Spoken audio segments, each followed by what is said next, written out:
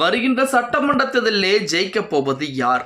மலேசிய தனியார் நிறுவனம் வெளியிட்டு அதிரடியான கருத்து கணிப்பு. அதிர்ச்சியில் அரசியல் கட்சிகள், மகிழ்ச்சியில் மக்கள். நண்பர்கள், நம்ம போடக்கூடிய வீடியோக்கள் உங்களுக்கு பிடிச்சிருக்கு அப்படின்னா லைக் அண்ட் சப்ஸ்கிரைப் பண்ணிக்கங்க.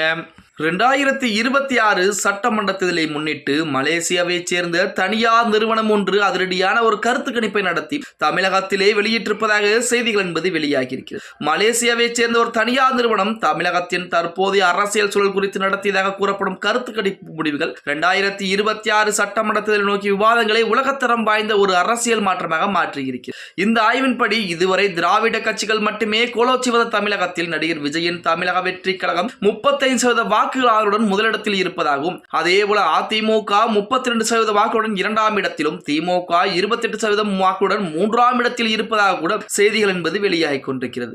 இந்த தரவுகள் வெளிவந்துள்ள விதம் அவரை அரை நூற்றாண்டு காலமாக தமிழகத்தை ஆண்டு வரும் திராவிட அரசியலின் அஸ்திவாரமே ஆட்டம் காண தொடங்கிவிட்டதை உறுதி செய்திருக்கிறது. இந்த கருத்து கணிப்பின் மற்றொரு வியக்க வைக்கக்கூடிய அம்சம் என்னவென்றால், ஒரு புதிய கட்சி தனது முதல் தேர்தலில் 100 இடங்கள் வரை வெற்றி பெற வாய்ப்புள்ளதாக தெரிவித்திருக்கிறது. பொதுவாக தமிழக தேர்தலில் 30% அதிகமான வாக்குகளை பெறும் கட்சியை ஆட்சியை தீர்மானிக்கும் சக்தியாக இருக்கும் என்பதால் விஜய் 2026 தமிழகத்தின் அடுத்த முதலமைச்சராக பொறுப்பேற்க அதிகப்படியான வாய்ப்புள்ளதாக புள்ளி விவரங்கள் எச்சரிக்கிறது. இது வெறும் சினிமா புகழால் வந்த வாக்குகள் அல்ல, மாறாக பல ஆண்டுகளாக நிலவி வரும் வாரிசு அரசியலை, முறையற்ற ஊழல் நிர்வாகத்திற்கு எதிராக பொதுமக்கள் கொண்டுள்ள கடும் அதிருப்திகளை பிரதிபலிப்பதாகவே பார்க்கப்படுகிறது. இந்த செய்தி கசிந்ததால் இருந்த திமுக மற்றும் அதிமுக ஆகிய இரு கட்சிகளின் தலைமை பீடங்களுக்கு கடும் அதிர்ச்சியிலே உறைந்து போயிருக்கிறார்களாம். திராவிட கட்சிகளின் ஆதிக்கத்தை ஒரே ஒரு தேர்தலில் முடிவை கொண்டு வருவதற்கு அனைத்து சாத்தியங்களும் விஜயின் விசில் சின்னத்திற்கு இருப்பதாக தற்சமயம் மலேசியாவைச் சேர்ந்த ஒரு தனியார் நிறுவனம் அதிரடியான கருத்து கணிப்பு நடத்தி வெளியிட்டிருக்காங்க.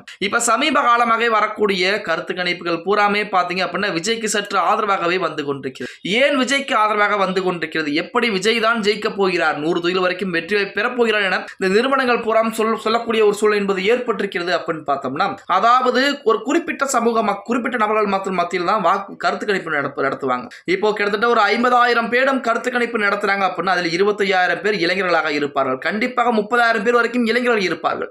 இளைஞர்களை பொறுத்த வரைக்கும் யாருக்கு ஆதரவுகளை தெரிவிப்பார்கள்? தமிழக வெற்றி கழகம் விஜய்க்கு தான் ஆதரவுகளை தெரிவிப்பார்கள். ஆனால் பாத்தீங்க அப்படின்னா அந்த இளைஞர்கள் மட்டும் வைத்துக்கொண்டு ஒரு கட்சி ஆட்சியை பிடித்து விட முடியுமா அப்படின்னா வாய்ப்புகள் என்பது கிடையாது. அதே போல இன்னும் தேர்தலுக்கு நிறைய நாட்கள் இருக்கிறது. அந்த தேர்தலுக்கு ஒரு 50-60 நாட்கள் பக்கம் இருக்கிறது. அந்த நாட்களுக்குள்ளாகவே மக்களுடைய மனநிலைமை என்பது மாற்றம் செய்யப்படுவதற்கு கூட அதிகப்படியான வாய்ப்புகள் என்பது இருக்கிறது. இன்னும் ஒவ்வொரு அரசியல் கட்சிகள் ஒரு விதமான அறிவிப்பு, தேர்தல் வாக்குறுதிகளை, முக்கியமான அறிவிப்புகளை கூட கொடுப்பதற்கு அதிகப்படியான வாய்ப்புகள் என்பது இருக்கிறது. அதன் காரணமாக தேர்தல் முடியும் வரை யார் ஜெயிப்பார்கள், யாருக்கு வெற்றி வாய்ப்பு என்பது அதிகம் என யாராலும் கணிக்க முடியாது அப்படின்னே கூட சொல்லலாம். ஓகே गाइस, வீடியோ பிடிச்சிருந்தா மறக்காம லைக் பண்ணிருங்க.